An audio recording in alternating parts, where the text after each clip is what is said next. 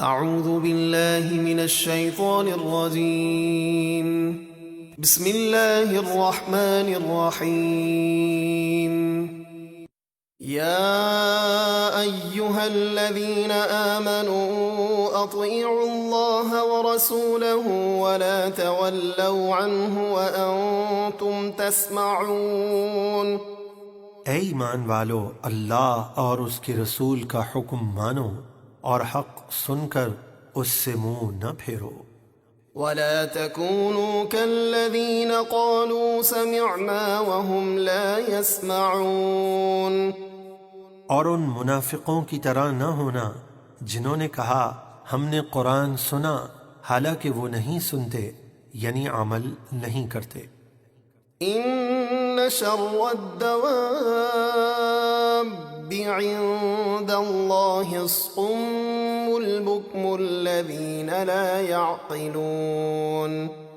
بے شک اللہ کے نزدیک سب جانداروں میں سب سے بدترین وہ لوگ ہیں جو حق سننے سے بہرے اور حق کہنے سے گونگے ہیں، جو عقل سے کچھ کام نہیں لیتے۔ وَلَوْ عَلِمَ اللَّهُ فِيهِمْ خَيْرًا لَأَسْمَعَهُمْ وَلَوْ أَسْمَعَهُمْ لَتَوَلَّوْا وَهُمْ مُعْرِضُونَ۔ اور اگر اللہ ان میں کچھ بھلائی یعنی ایمان کی سچی رغبت جانتا تو ضرور انہیں سنا دیتا، یعنی ایمان کی توفیق دیتا، لیکن وہ تو کفر پر اڑے ہیں۔ اور اگر اللہ انہیں سنا دیتا جب بھی وہ منہ پھیر کر پلٹ جاتے۔ یا ایہا الذین آمنوا استجیبوا للہ وللرسول اذا دعاکم لما یحییکم واعلموا ان اللہ یحول بین المرء وقلبہ وانہ الیہ تحشرون۔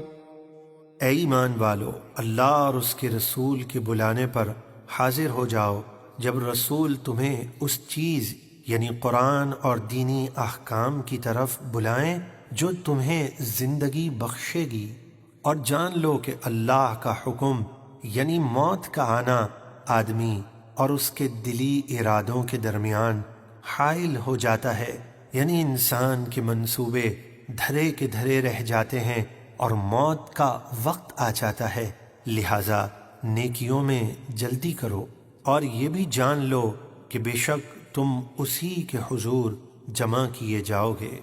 واتقوا فتنة لا تصيبن الذين ظلموا منكم خاصة واعلموا أن الله شديد العقاب۔ اور اس فتنے سے ڈرتے رہو جو صرف خاص تمہارے ظالموں کو ہی نہیں پہنچے گا، بلکہ ظلم سے نہ روکنے والے بھی اس میں مبتلا ہوں گے، اور جان لو کہ اللہ کا عذاب سخت ہے۔ واذكروا إذ أنتم قليل مستضعفون في الأرض تخافون أن يتخطفكم الناس فآواكم وأيدكم بنصره ورزقكم من الطيبات لعلكم تشكرون۔ اور یاد کرو جب تم مکے کی زمین میں تھوڑے اور بے بس تھے، تم ڈرتے تھے کہ کہیں لوگ تمہیں اچک نہ لے جائیں، یعنی کفار تمہیں ہلاک نہ کر دیں، تو اس نے تمہیں مدینہ منورہ میں جگہ دی اور اپنی مدد سے قوت بخشی اور پاکیزہ چیزوں یعنی مال غنیمت سے رزق دیا تاکہ تم شکر کرتے رہو۔ یا ایہا الذین آمنوا لا تخونوا اللہ والرسول وتخونوا اماناتکم وانتم تعلمون۔ اے ایمان والو، اللہ اور اس کے رسول سے فرائض اور سنتیں چھوڑ کر خیانت نہ کرو، اور نہ جان بوجھ کر اپنی امانتوں میں خیانت کرو، یعنی جس بات پر تمہیں امین بنایا گیا وہ کسی دوسرے سے اشارتاً بھی نہ کہو۔ وَاعْلَمُوا أَنَّمَا أَمْوَالُكُمْ وَأَوْلَادُكُمْ فِتْنَةٌ وَأَنَّ اللَّهَ عِندَهُ أَجْرٌ عَظِيمٌ۔